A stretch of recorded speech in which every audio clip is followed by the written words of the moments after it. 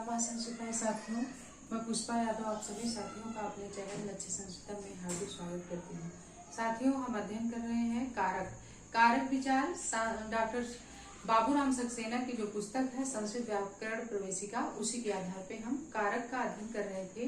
तो कारक में हम कर्म कारक यानी द्वितीय विभक्ति का अध्ययन कर रहे हैं और द्वितीय विभक्ति में हम जो सूत्र का इसके पहले जिस सूत्र का अध्ययन किए वो सूत्र था अकथितम च। अकथितम च सूत्र का हमने अध्ययन किया और उसके अंतर्गत जो उदाहरण है उन उदाहरणों को आज हम देखेंगे। तो अकथितम च सूत्र क्या है? ये अकथितम च सूत्र हमारा क्या कहता था कि अपादान आदि कारकों का अर्थ बोधित कर जहाँ कर्म कारक अप्रधान होकर के अपना अर्थ बोध कराता है उसमें द्वितीय विभक्ति होती है। अकथितम च सूत्र हमारा यही कह रहा है कि अपादान आदि कारकों का अर्थ द्योतित करके जहाँ कर्म कारक अप्रधान होकर अपना अर्थ बोध कराते हैं उसी में द्वितीय विभक्ति होती है और ये 16 द्विकर्मक धातुओं में होते हैं। यानी 16 धातुएं ऐसी हैं जो अपने साथ दो कर्मों को रखती हैं। इन्हीं 16 द्विकर्मक धातुओं के साथ जो है क्या होता है, कर्म कारक का प्रयोग होता है। तो इन 16 धातुओं को भी हमने अध्ययन कर लिया था। कौन कौन थी? जैसे दु, याच, पच, दंड, रुद्ध, प्रच्छ, ची, भू, सा, जी, मत, मुस, नी, ह्री, कृष, वाह। ये 16 धातुएं थी। इन्हीं 16 धातुओं के अर्थ में क्या होता है, दो कर्म होता है। तो ये 16 धातुओं का हम क्रम से आज हम देख लेते हैं कि इनके अंतर्गत कौन कौन से उदाहरण थे। तो हमने इसके पहले उदाहरण देखा था कि गाम दोग्धी पया है। हमारे उन सभी उदाहरणों को देखेंगे क्योंकि इसकी परिभाषा हम इसके पहले समझा चुके हैं। तो इसके अंतर्गत जैसे हमारा क्या था, एक मिनट, हम पहले यहाँ 16 द्विकर्मक धातुओं को लिख देते हैं। जैसे पहला क्या था, दुह, याच, पच, दंड, रुद्ध, प्रच्छ, ची, भ्रू, सास, जी, मथ, मुस, नी, री, कृष। ये 16 धातुएं हैं। इन्हीं 16 धातुओं के लिए दो दो कर्म का प्रयोग होता है साथियों। 7, 8, 9, 10, 11, 12, 13, 14, 15 और 16। ये 16 धातुएं जो कैसी हैं, ये हमारी जो 16 धातुएं हैं ये द्विकर्मक धातुएं हैं। अर्थात ये 16 धातुएं जहाँ जहाँ आएंगी वहाँ वहाँ अपने साथ दो दो कर्म रखेंगी। धातु यानी ये क्रिया, धातु रूप चलता है किसमें, क्रियाओं में चलता है ना। तो धातुएं, ये जो 16 धातुएं हैं इन्हीं के साथ ये जो धातुएं होती हैं ये अपने साथ दो कर्म रखती हैं। तो हमने इसके अंतर्गत जैसे उदाहरण देखा था, पहला उदाहरण हमने देखा था गाम दोग्धी पया। गाम दोग्धी पया देखा था। अब गाम दोग्धी पया में दोग्धी कौन सी धातु हो गई, ये दुह धातु का है। अब ये दुह धातु है तो इसका मतलब है अपने साथ दो कर्म रखी है। अब गाय से दूध को दुह रहा है। अब अकथितम च सूत्र हमारा कहता है कि अपादान आदि कारकों का अर्थ द्योतित करके जहाँ पर कर्म कारक अप्रधान होकर अपना अर्थ बोध कराता है उसमें द्वितीय विभक्ति लगती है। अब यहाँ प्रधान कौन है, अप्रधान कौन है, हमें ये देखना है। तो गाय से दूध ही दुह रहा है, क्या दुह रहा, पया यानी दूध को दुह रहा है। तो इसमें प्रधान कर्म क्या है, कर्ता को सबसे ज्यादा अभीष्ट कौन सी चीज है, कौन सी वस्तु है। तो इस वाक्य में हम देख रहे हैं कि कर्ता को सबसे ज्यादा अभीष्ट जो है वो दूध है। सबसे ज्यादा वो दूध को चाह रहा है, दूध उसका प्रधान कर्म हो गया, दूध उसका प्रधान कर्म हो गया, क्योंकि कर्ता को सबसे ज्यादा इच्छा दूध की है और वो दूध जो है किससे प्राप्त कर रहा है, तो गाय से प्राप्त कर रहा है। अब दूध का संबंध गाय से है और गाय से दूध का संबंध अलग हो रहा है। अलगाव के अर्थ में वैसे यहाँ गाम ना होकर के गाय में पंचमी विभक्ति लगती, अपादान कारक का प्रयोग होता, लेकिन यहाँ कथितम चा सूत्र का प्रयोग होकर के ये जो अप्रधान कर्म हमारा गाम है, ये गाय को का ये अप्रधान कर्म है और अप्रधान होने के कारण अकथितम चा सूत्र से इसमें कौन सी विभक्ति लग गई है, द्वितीय विभक्ति। ध्यान से समझिएगा। अकथितम चा सूत्र कह रहा है अपादान आदि कारकों का अर्थ द्योतित करके जहाँ पर कर्म कारक अप्रधान होकर अपना अर्थ द्योतित कराता है उसमें द्वितीय विभक्ति लगती है। अब गाय से दूध दूह रहा है, कोई व्यक्ति है काम को करने वाला यानी दूध को दूहने वाला कोई ऐसा व्यक्ति है जो किससे दूध दूह रहा है, गाय से दूध दूह रहा है, तो गाय हमारा अपादान कारक है और अपादान आदि कारक का अर्थ यहाँ बोध हो रहा है। लेकिन ये जो है अप्रधान है, प्रधान नहीं है। गाम क्या है, अप्रधान है, क्योंकि कर्ता को सबसे ज्यादा चाह किसकी है, दूध की है, तो दूध उसका प्रधान कर्म हो गया। जब दूध प्रधान कर्म हो गया साथियों, तो प्रधान कर्म ईप्सित कर्म जब कर्ता का हो गया है तो उसमें द्वितीय लग गई।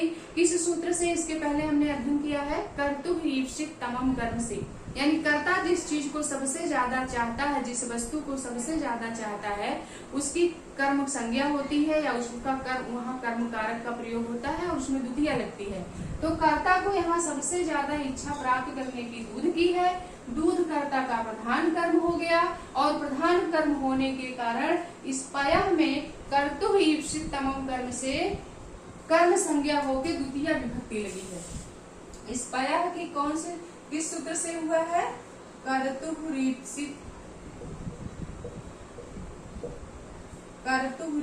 तमम कर्म, कर्तुरीप्सित तमम कर्म से कर्म संज्ञा हो गई, क्योंकि ये जो पयः है ये हमारा क्या है, प्रधान कर्म है।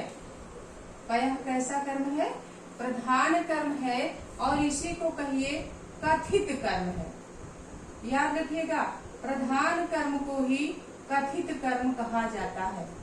तो पयः हमारा प्रधान कर्म है, कथित कर्म है और इसीलिए कर्तु ईप्सित तमम कर्म से पयः की कर्म संज्ञा हुई। कर्म संज्ञा होने के कारण पयः में द्वितीय विभक्ति का प्रयोग हो गया। अब ये सूत्र हमारा कह रहा है जो अपादान आदि है, ऐसे कारक जो अपादान आदि है, ऐसे कारकों का यहाँ अर्थ द्योतित हो रहा है, क्योंकि गाय से दूध दूह रहा है तो गाय से दूध अलग हो रहा है। अलगाव के अर्थ में कौन सा कारक लगता है, अपादान कारक लगता है और अपादान कारक जहाँ लगता है वहाँ पंचमी विभक्ति होती है।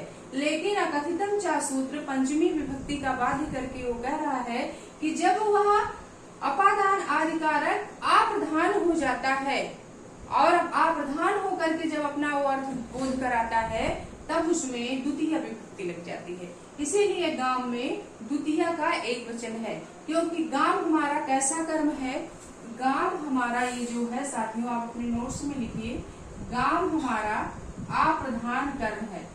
कैसा कर्म है गाम, गाम हमारा अप्रधान कर्म है या कहिए गौड़ कर्म है, गौड़ कर्म है या इसको कहा जाएगा अकथित कर्म, अकथित कर्म।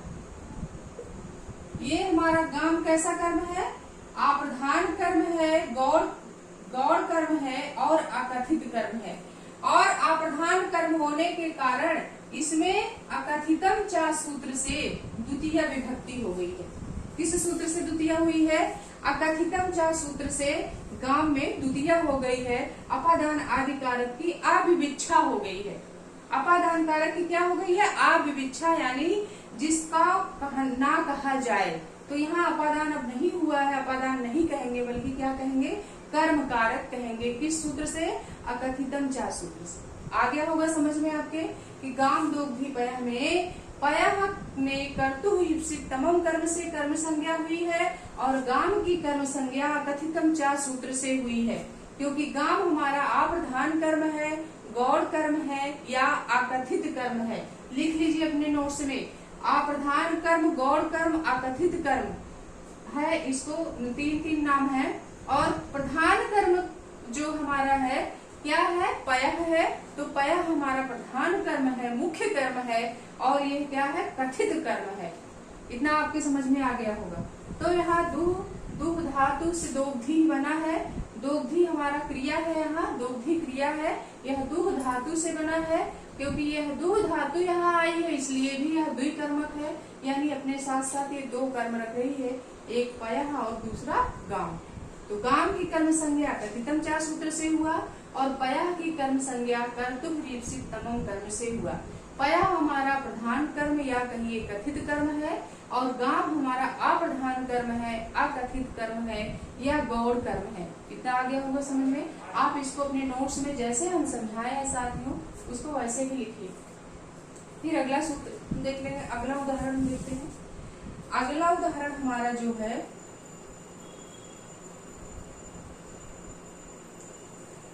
याच। अगली धातु क्या है, याच। याच का उदाहरण है बलिम याचते वसुधाम। दूसरा उदाहरण क्या है, बलिम याचते वसुधाम। अब बलिम याचते वसुधाम, अब यहाँ देखेंगे पहले कि द्विकर्मक धातुओं में से कौन सी धातु आई है। तो यहाँ दूसरे नंबर पे जो हमारी धातु याच धातु है वह आ गई। तो याच हमारी क्रिया है, इस वाक्य का क्रिया क्या है, याच है। और जो है यहाँ मुख्य कर्म कौन है और अप्रधान कर्म कौन है, इसे हमें देखना है। तो सबसे पहले हम देखेंगे कि बलि से पृथ्वी को याचते माने क्या होता है, मांग रहा है। कोई व्यक्ति है, कोई ब्राह्मण है जो राजा बलि से पृथ्वी को मांग रहा है। अब राजा बलि से पृथ्वी को कौन मांग रहा था, इतिहास प्रसिद्ध धार्मिक कहानी है कि वामन अवतार भगवान विष्णु ने जब लिया था तो उन्होंने ही वामन का रूप धर के राजा बलि से पृथ्वी को मांग लिया था। यानी 3 पग में उन्होंने पृथ्वी, आकाश और पाताल तीनों नाप लिया था। वहीं से उदाहरण ये उठा लाए हैं। पहले के उदाहरण है तो शास्त्रों, वेदों, पुराणों, पुस्तकों के ही उदाहरण रखा गया है। तो यहाँ बलि याचते वसुधाम में हम देखेंगे कि बलि से, राजा बलि से मांग रहा है क्या, कि वसुधाम पृथ्वी को, राजा बलि से पृथ्वी को मांग रहे हैं। अब मुख्य कर्म क्या है, मांगने क्रिया के साथ उनका मुख्य कर्म क्या है, पृथ्वी ही मुख्य है। जो मांग रहे हैं, किसको मांग रहे हैं, पृथ्वी को मांग रहे हैं। तो पृथ्वी जो वसुधाम है ये हमारा प्रधान कर्म है, मुख्य कर्म या कहिए कथित कर्म है। और किससे मांग रहे हैं, बलि से मांग रहे हैं। तो बलि ये अपादान कारक है लेकिन उसकी अविवक्षा हो गई है और अकथितम चा सूत्र से बलि की कर्म संज्ञा हो गई, क्योंकि बलि हमारा अप्रधान कर्म है, अकथित कर्म है और गौड़ कर्म है।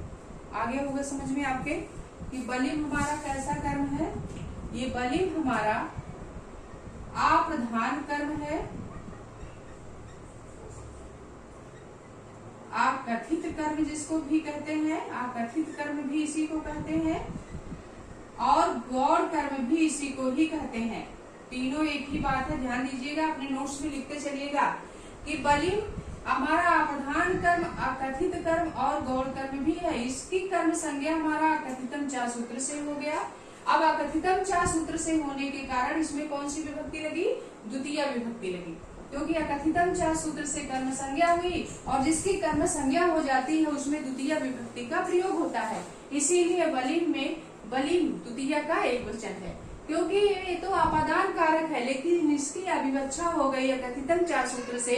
जब क्यों अविवक्षा हो गई, क्योंकि यह जो है अप्रधान कारक है, अप्रधान है या कहिए अकथित है या कहिए गौड़ कर्म है हमारा। इसीलिए बलिम की अकथितम चा सूत्र से कर्म संज्ञा हुई और उसमें द्वितीय विभक्ति लग गया। और वसुधाम में कर्म संज्ञा किस सूत्र से हुई है, कर्तुः रीप्सित तमम कर्म से, कर्तुः रीप्सित तमम कर्म से वसुधाम की कर्म संज्ञा हुई, क्योंकि वसुधाम हमारा कैसा कर्म हो गया है? प्रधान कर्म हो गया है, और कहिए कि कथित कर्म हो गया, जिसको कथित कर्म भी कहेंगे। प्रधान कर्म या कथित कर्म कहेंगे। प्रधान कर्म की कर्म संज्ञा कर्तुरीप्सित तमम कर्म से होगा, क्योंकि कर्ता सबसे ज्यादा जिस चीज को चाहता है, जिसकी इच्छा उसे प्राप्त करने की सबसे ज्यादा होती है, उसकी कर्म संज्ञा कर्तुरीप्सित तमम कर्म से होता है। और जो अप्रधान होता है, जो गौड़ होता है, उसकी कर्म संज्ञा अकथितम चा सूत्र से होती है। तो यहाँ बलिंग की कर्म संज्ञा अकथितम चा सूत्र से हुआ है, क्योंकि बलिंग हमारा अप्रधान कर्म है, अकथित कर्म है, गौड़ कर्म है। और वसुधाम हमारा मुख्य कर्म है, कथित कर्म है, या प्रधान कर्म कह लीजिए है। और इसीलिए वसुधाम की कर्म संज्ञा साथियों कर्तुरीप्सित तमम कर्म से हो गई है। आगे होगा समझ में। और याचते, याच धातु है हमारा, ये हमारी क्रिया है, और याच धातु यहाँ आई है, ये चूंकि अपने साथ दो कर्म लेके आई है, क्योंकि ये धातुएं कैसी होती है? द्विकर्मक होती है। ये जो 16 धातुएं हमने लिखा है, यही 16 धातुएं द्विकर्मक होती हैं, और ये अपने साथ दो दो कर्म रखती हैं, एक प्रधान कर्म, एक अप्रधान कर्म। अप्रधान कर्म की कर्म संज्ञा कथितम चा से है, और प्रधान कर्म की कर्म संज्ञा कर्तुरीप्सित तमम कर्म से हो गई है। और वसुधाम में द्वितीय विभक्ति, वलिंग में द्वितीय विभक्ति कथितम चा सूत्र से हुआ है। फिर अगला उदाहरण हम देख लेते हैं। अगला उदाहरण हमारा है गर्गान सकम गंडयति। एक एक उदाहरण हम समझाते चलेंगे साथियों, आप अपना नोट्स में एक एक उदाहरण को नोट करते चलिए। अगला उदाहरण हमारा है नंबर 3, गर्गान सतम क्या है? नहीं, ये धातु तो छूट गई, पच धातु, इसको पहले समझ। ये है तांडुलान ओदनम पचति।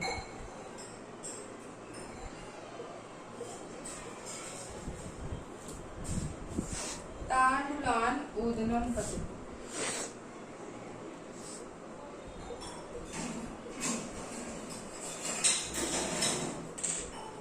अब इसमें भी वही चीज है, चावल से तंडुलान का मतलब क्या होता है? चावलों से ओदन का अर्थ होता है भात को पचति माने पकाता है, पचति क्रिया है यहाँ। अब ये पच धातु से पचति बना है।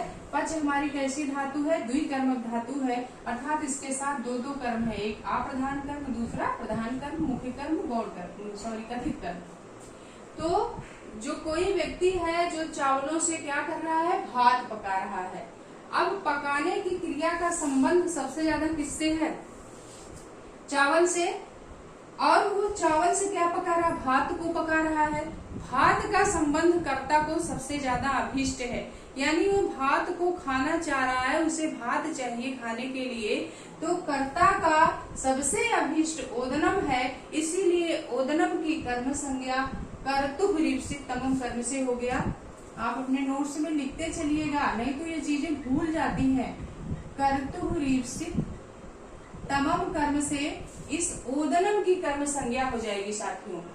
और तंडुलान की कर्म संज्ञा अकथितम चा सूत्र से होगी, क्योंकि चावलों से भात पका रहा है तो ये अपादान कारक, लेकिन उसकी अविवच्छा हो गई है कथितम चा सूत्र से, इसकी कर्म संज्ञा हो गई।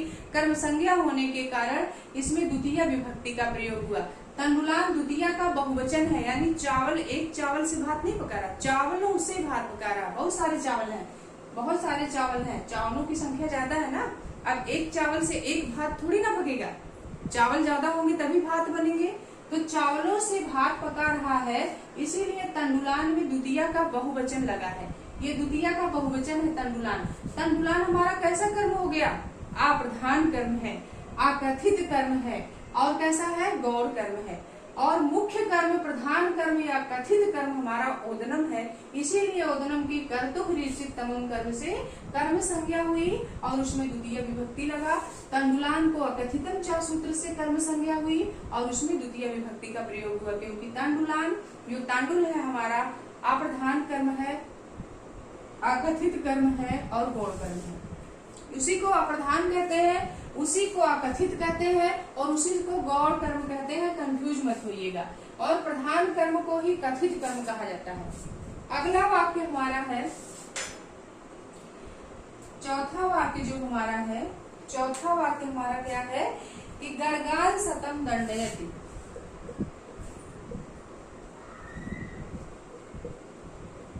गर्गान सतम दंडयति। अब ये दंड धातु आ गई, ये यहाँ दंड क्रिया है। अब ये अपने ये द्विकर्मक है, द्विकर्मक होने के नाते इसके साथ साथ दो कर्म है। अब दोनों कर्म में कर्म संज्ञा द्वितीय विभक्ति कैसे हुई है, तो गर्गों को 100 रुपए का दंड देता है।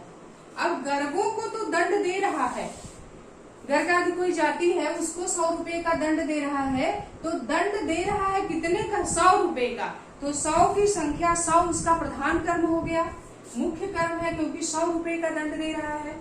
इसीलिए सतम की कर्तुः से तमम से कर्म संज्ञा हो जाएगी और उसमें द्वितीय विभक्ति। तो सतम की कर्म संज्ञा किस सूत्र से हो गई साथियों, कर्तुः से तमम कर्म से। और गर्गान हमारा कैसा कर्म है, अप्रधान कर्म है, अगौण कर्म है और अकथित कर्म है। ये अप्रधान कर्म है, अप्रधान का होने के कारण अपादान आदि जो कारक है उसकी अविवक्षा कर हो गई है और अकथितम च सूत्र से इसकी कर्म संज्ञा हुई और कर्म संज्ञा होने के कारण इसमें कौन सी विभक्ति लगी है, द्वितीय विभक्ति लगी है। तो जो प्रधान कर्म, इतना याद रखिए, जो प्रधान कर्म होगा उसमें उसकी कर्म संज्ञा कर्तुः से तमम कर्म से होगी और जो अप्रधान कर्म है उसकी कर्म संज्ञा अकथितम चा सूत्र से होगी। गर्गान की यहाँ कर्म संज्ञा अकथितम चा सूत्र से हुआ है और उसमें द्वितीय लगी है, और सतम की कर्म संज्ञा कर्तुः से तमम कर्म सूत्र से हुआ है और इसकी कर्म संज्ञा हुई है, क्योंकि सतम जो है ये प्रधान कर्म है, मुख्य कर्म है और कैसा है, कथित कर्म है। और गर्गान अप्रधान कर्म है, गौण कर्म है, अकथित कर्म है। इसीलिए अप्रधान कर्म की कर्म संज्ञा कथितम चा सूत्र से हुई और उसमें द्वितीय विभक्ति रही। अगला उदाहरण हमारा है, अगला दिया है ब्रजम वरुधि गाम। ब्रजम और वरुधि गाम है, ब्रजम वरुधि एक में लिखा है गाम, ब्रजम वरुधि गाम। अब ब्रजम वरुधि गाम है, इसको अगर हम अलग अलग करेंगे साथियों तो ये हो जाएगा ब्रजम और वरुधि हो जाएगा, ब्रजम और वरुधि। ब्रजम और औरुधि में संधि होके ब्रजम और वरुधि हो गया है। ये ब्रजम और औरुधि शब्द है। ब्रजम माने बाड़े में, औरुधि रोक रहा है, गाम माने गाय को। बाड़े में गाय को क्या कर रहा है, रोक रहा है। कोई व्यक्ति है जो बाड़े में किसको रोक रहा है, गाय को रोक रहा है, गाय को बांध रहा है। तो ब्रजम माने होता है बाड़ा और वरुधि माने रोक रहा है, गाम माने गाय को। तो यहाँ रुद्ध धातु है, ये रुद्ध धातु है और ये रुद्ध धातु हमारी द्विकर्मक धातु है। द्विकर्मक धातु होने के कारण ये अपने साथ दो कर्म रखी है, एक तो ब्रजम और दूसरा गाम। अब ब्रजम और गाम में कर्म संज्ञा कैसे हुआ, कर्म कारक का प्रयोग कैसे हुआ, तो हम देखेंगे जैसे आगे के जितने उदाहरण बताए हैं उसे वही चीज यहाँ भी है। अब कर्ता को सबसे ज्यादा अभीष्ट क्या है, इस वाक्य में कर्ता को सबसे ज्यादा अभीष्ट क्या है, ब्रजम और वरुधि गाम में कर्ता को सबसे ज्यादा अभीष्ट क्या है, सबसे ज्यादा कर्ता किसको चाह रहा है, बाड़े को चाह रहा है या गाम को। तो इस वाक्य में साथियों कर्ता सबसे ज्यादा गाम को चाह रहा है, यानी गाय को चाह रहा है। कहाँ चाह रहा है, वरुधि माने रोकना चाह रहा है, कहाँ, बाड़े में। बाड़े में रोक रहा है, लेकिन किसको रोक रहा है, गाय को रोक रहा है। गाय को जब रोक रहा है तो गाय की कर्म संज्ञा किससे हो गई, कर्तुः ईप्सित तमम कर्म से गाम की कर्म संज्ञा हुई, क्योंकि गाम कर्ता का सबसे प्रधान कर्म है। रोकना, गाय को रोकना कर्ता का क्या है? सबसे प्रधान कर्म गाय है। और गाय के जब प्रधान कर्म हो गया तो इसकी कर्म संज्ञा हमारी कर्तुः तमम कर्म से हो गया और इसमें द्वितीय विभक्ति का प्रयोग हुआ गाम। अब अप्रधान कर्म हमारा ब्रजम है यानी बाड़ा है। अब बाड़े में रोक रहा है मेरे पैकार, वैसे तो यहाँ सप्तमी विभक्ति का प्रयोग होता, ब्रजम में सप्तमी विभक्ति का प्रयोग होता क्योंकि बाड़े में मेरे पैकार सप्तमी विभक्ति का चिन्ह है, बाड़े में रोक रहा है, अधिकरण कारक का प्रयोग होता। लेकिन अधिकरण कारक की अविवक्षा हो गई किस सूत्र से? अकथितम चा सूत्र से। अब अधिकरण कारक की अविवक्षा कर दिया कथितम चा सूत्र और कहा कि जहाँ अपादान आदि कारक अप्रधान होकर अपना अर्थ बोध कराते हैं उसमें जो है क्या होता है? कर्म कारक का प्रयोग होता है। इसीलिए अकथितम चा सूत्र से ब्रजम में की कर्म संज्ञा हो गई। कर्म संज्ञा होने के कारण साथियों इसमें द्वितीय विभक्ति का प्रयोग हो गया क्योंकि ब्रजम हमारा अप्रधान कर्म है, अकथित कर्म है, गौड़ कर्म है। हम बार बार कह रहे हैं, इस चीज को आप जरूर नोट करिए अपने नोट्स में वरना चीजें भूल जाती हैं।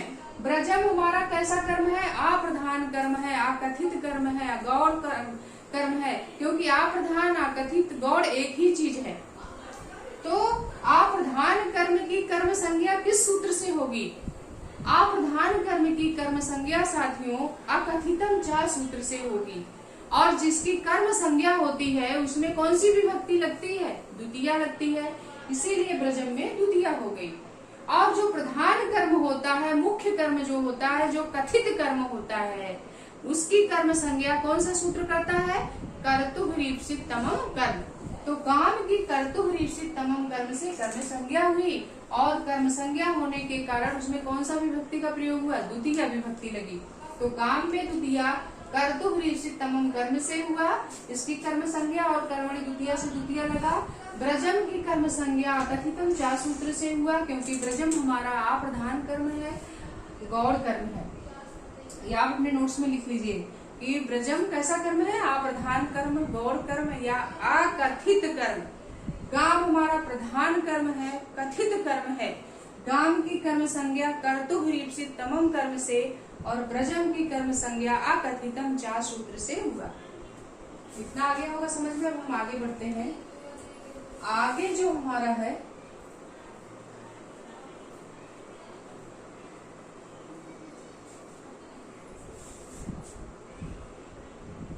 आगे सूत्र है माणवाकम पंथानम पृच्छति। अगला है प्रच्छ। छठा नंबर क्या है? प्रच्छ।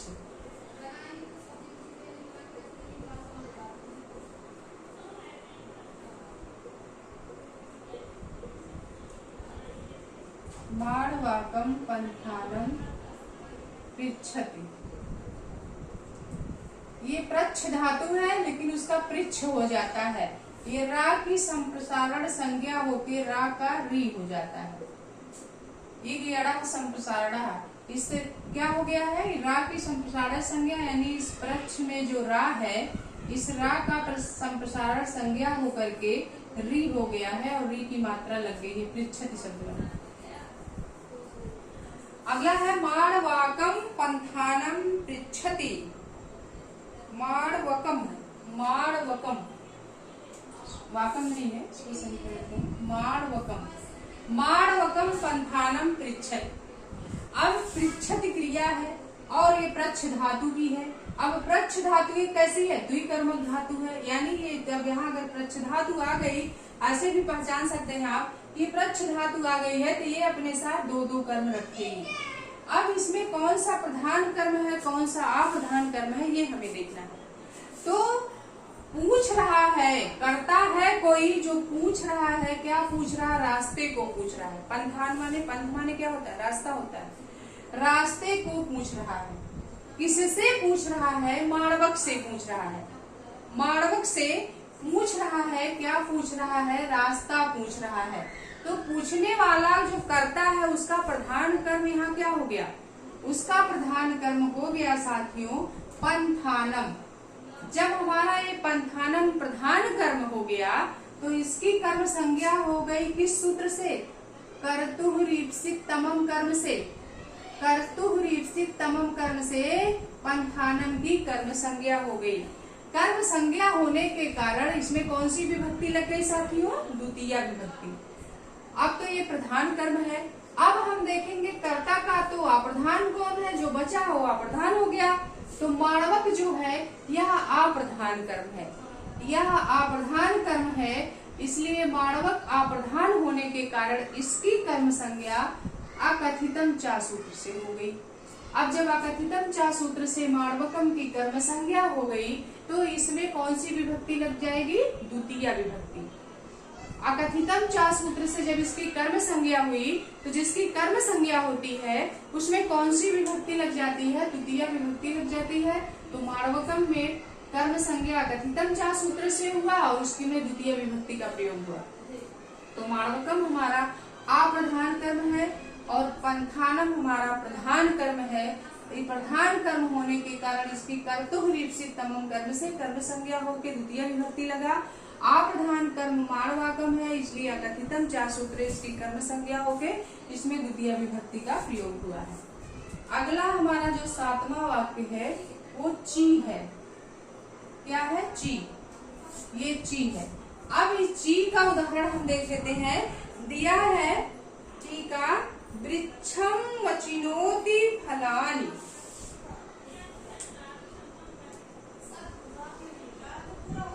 वृक्षम वचनोति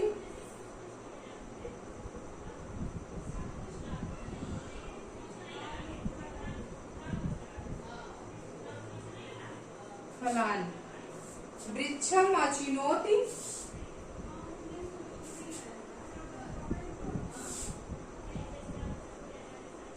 वृक्षम वचिनोति फलानि। वृक्षों से इसको हम अलग पहले कर दें तो आपके समझ में आसान हो जाएगा। ये वास्तव में वृक्षम है और प्लस अचिनोति है।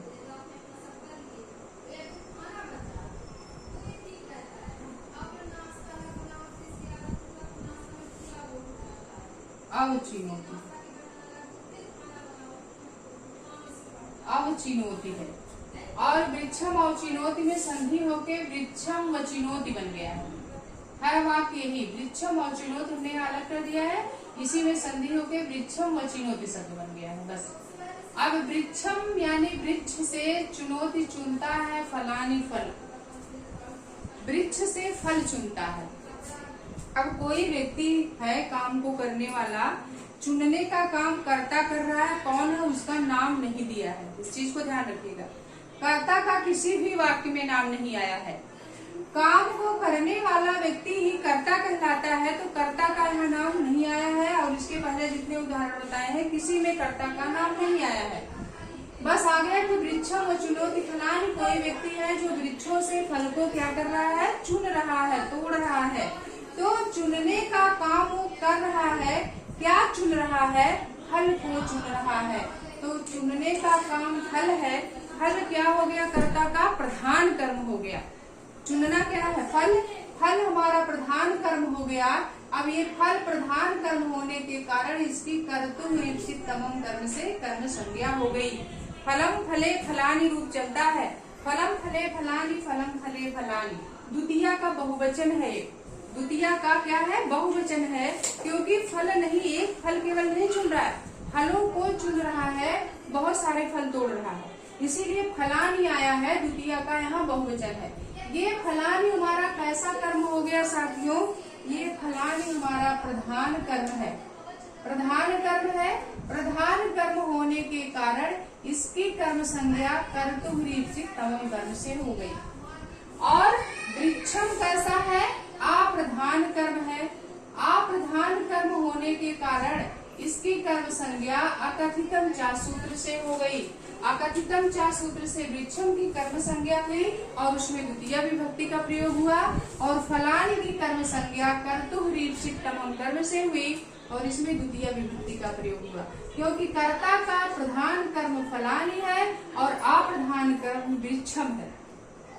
इसलिए वृक्षम की कर्म संज्ञा हो गई अकथितम चा सूत्र से, और फलानी की कर्म संज्ञा हो गई कर्तुरीप्सित तमम कर्म से।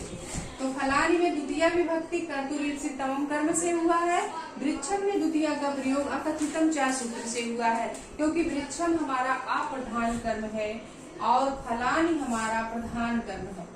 अब अगला वाक्य है ब्रू। ब्रू का जो ये भी द्विकर्मक धातु ब्रू है। अब इसका उदाहरण जो है माणवकम धर्मम भूते सस्तिवा।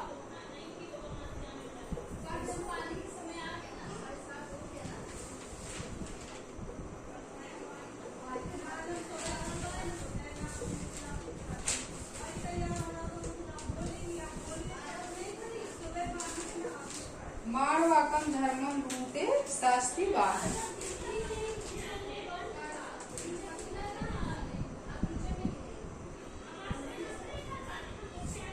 अब माणवक से धर्म को बताता है, माणवक को धर्म का उपदेश देता है या बताता है। इसमें दो धातुएं आ गई, एक तो भ्रू धातु आ गई और दूसरे सास धातु आ गई। ये दोनों जो धातुएं हैं, ये दोनों धातुएं एक ही उदाहरण में आ गया। भ्रू यानी बोलता है, कहता है, बताता है, और सास का मतलब होता है उपदेश देना। शास्त्री उपदेश देता है, बोलता है अथवा उपदेश देता है। किसको देता है? माणवक को, राही को, राहगीर को। धर्म का किसका उपदेश दे रहा है? राही को क्या दे रहा है? उपदेश दे रहा है। किसका उपदेश दे रहा है? धर्म का उपदेश दे रहा है। तो धर्म क्या हो गया? कर्ता का प्रधान कर्म हो गया।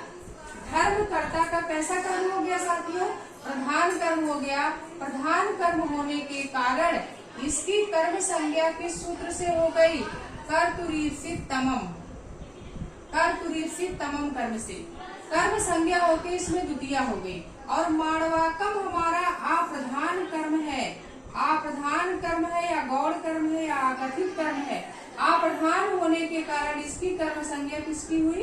अकथितम चा सूत्र से हुई। अकथितम चा सूत्र से माणवकम की कर्म संज्ञा हुई और उसमें द्वितीय विभक्ति लगी, क्योंकि माणवकम कर्ता का अप्रधान है।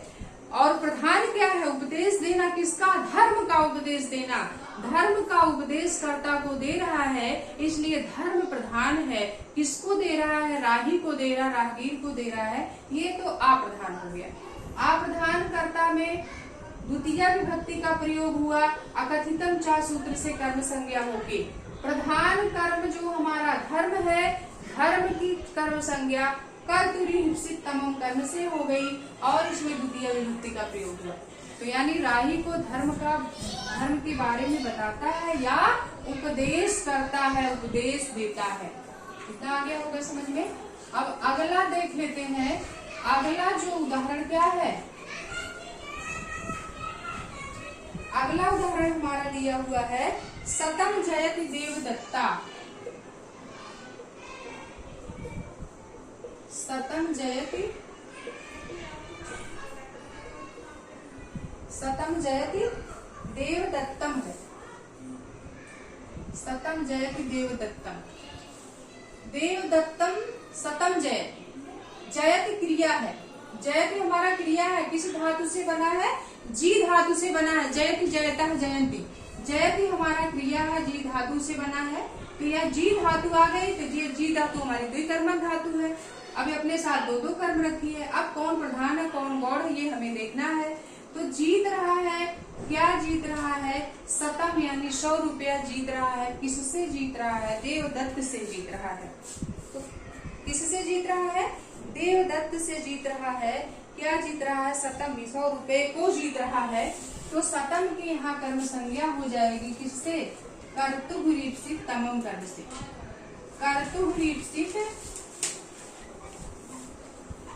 कर्तुरीप्सित तमम कर्म से सतम की कर्म संज्ञा हो गई।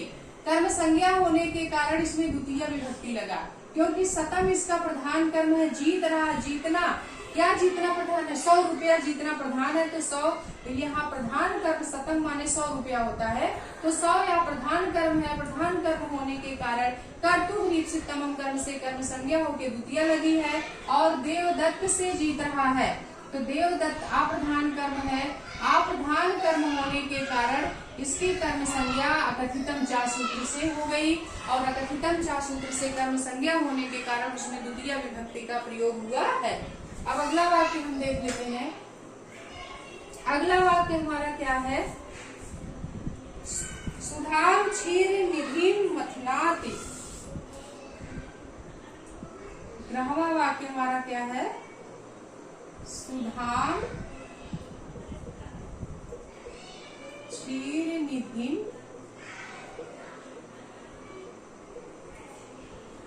मथनात्। सुधाम क्षीर निधिम मथनात्। सुधाम क्षीर निधिम मथनात्। क्षीर निधिम कैसा कर्म है हमारा?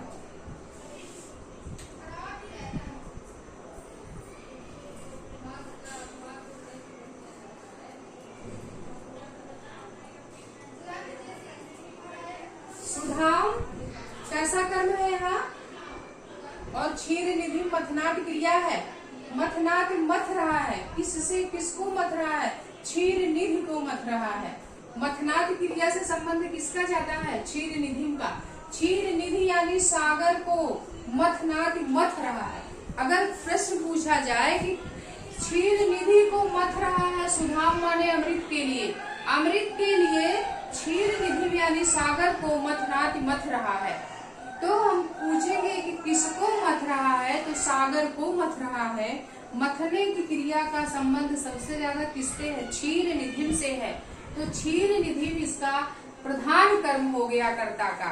प्रधान कर्म यहाँ क्षीर निधि में, सुधा नहीं है, ध्यान दीजिएगा। इस वाक्य में प्रधान कर्म क्षीर निधि है।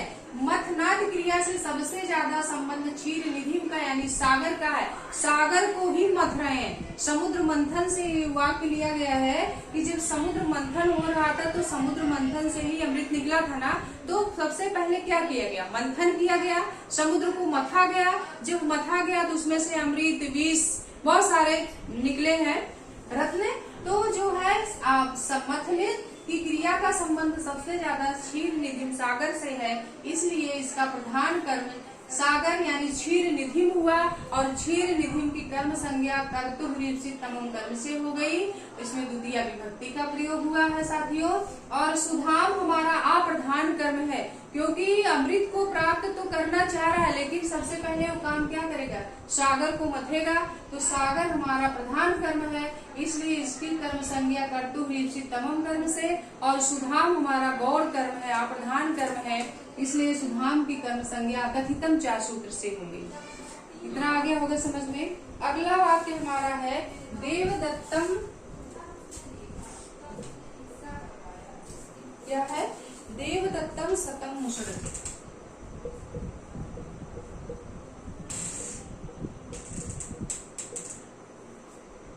देवदत्तम सतम मुषड़ाति है। देवदत्तम सतम मुषड़ाति। अब यहाँ मुस धातु आ गया। मुस माने होता है चुराना।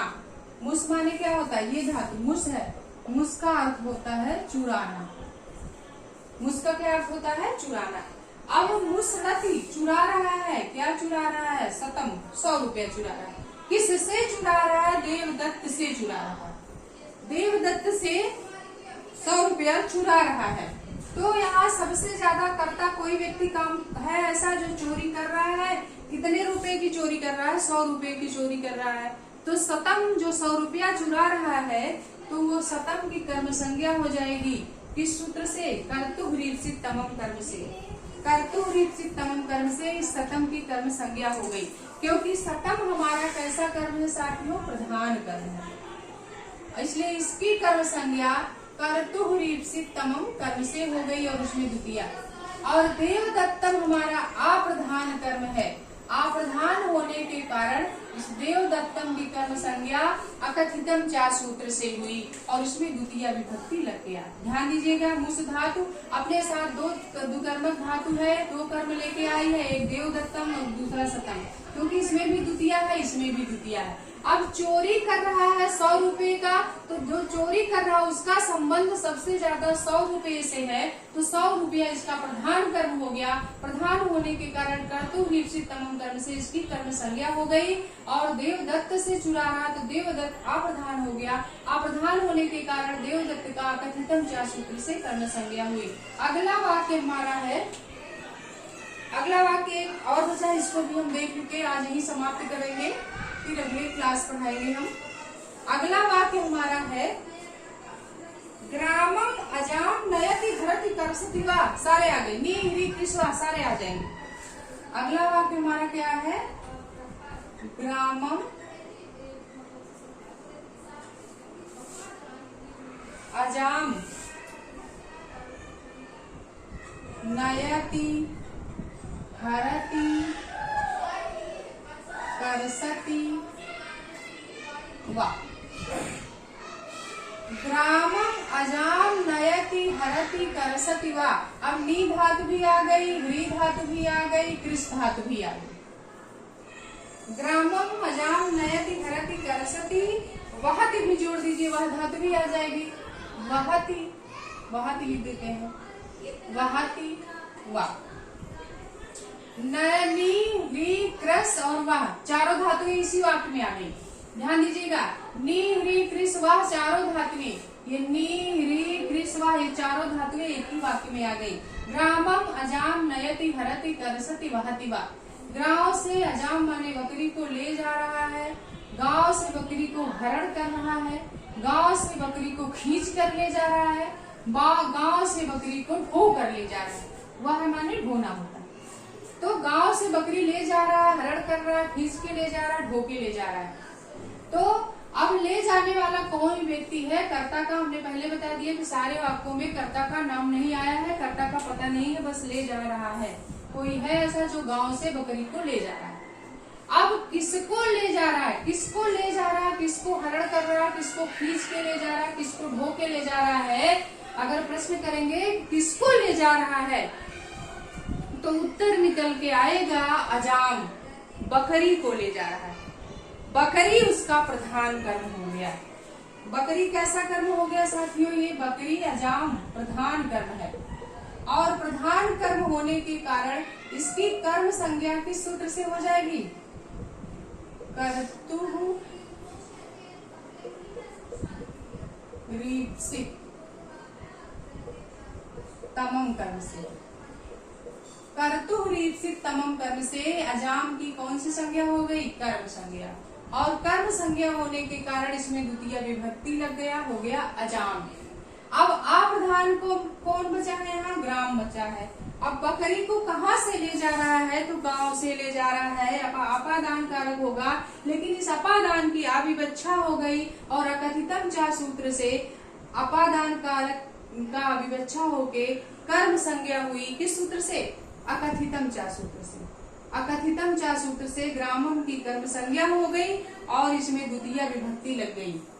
अगर यहाँ अपादान होता तो अपादान कारक का अगर प्रयोग करते तो यहाँ हो जाता ग्रामात, ग्रामात अजाम नयति हरति करसति वहति वा। लेकिन ग्रामात नहीं होगा, गांव से बकरी को ले जा रहा है, खींच रहा है, जो हरण कर रहा है, ढो रहा है। लेकिन अब यहाँ ग्रामात ना होके इसकी अविवच्छा हो गई, यानी उसको नहीं कहा जा रहा है और अप्रधान हो गया यहाँ अपादान। अप्रधान होने के कारण अकथितम चा सूत्र से इसकी कौन सी संज्ञा हो गई, ग्राम की कर्म संज्ञा, यानी ग्रामात की कर्म संज्ञा हो गई। और कर्म संज्ञा होने के कारण साथियों इसमें द्वितीय विभक्ति लग गया, इसीलिए यहाँ ग्रामात नहीं होकर के क्या हो गया, ग्रामम हो गया। तो ग्रामम की कर्म संज्ञा हो गई किस सूत्र से, अकथितम चा सूत्र से, क्योंकि ग्रामम हमारा अकथित कर्म है। ग्रामम हमारा कैसा कर्म है, अकथित कर्म, या इसी को कहते हैं अप्रधान कर्म, या इसी को कहेंगे गौड़ कर्म, ये पहले भी बता दिया। तो ये अप्रधान कर्म की कर्म संज्ञा अकथितम चा सूत्र से, प्रधान कर्म की कर्म संज्ञा कर्तु रीप्सित तमम कर्म से, और इसकी कर्म संज्ञा होकर अजाम में द्वितीय हुई। ग्रामम की कर्म संज्ञा कथितम चा सूत्र से हुआ, क्योंकि अपादान कारक था लेकिन इसकी अविवच्छा हो गई। और कर्म संज्ञा होकर इसमें द्वितीय विभक्ति का प्रयोग हुआ और हमारा वाक्य बना ग्रामम अजाम नयति हरति करसति वहति वा। तो ये रहा आज का सूत्र। अकथितम चाति सारे उदाहरणों को हमने समझा दिया साथियों। 16 धातुएं जो थी 16 धातुओं के जितने उदाहरण हमारी संस्कृत व्याकरण प्रवेशिका डॉक्टर बाबूराम सक्सेना की पुस्तक में है, हमने सारे उदाहरणों को एक एक करके समझा दिया है। हम आशा करते हैं आपके समझ में आया होगा साथियों। फिर हम आपसे अगली क्लास में मिलेंगे, तब तक के लिए नमो नमः साथियों, नमः संस्कृत।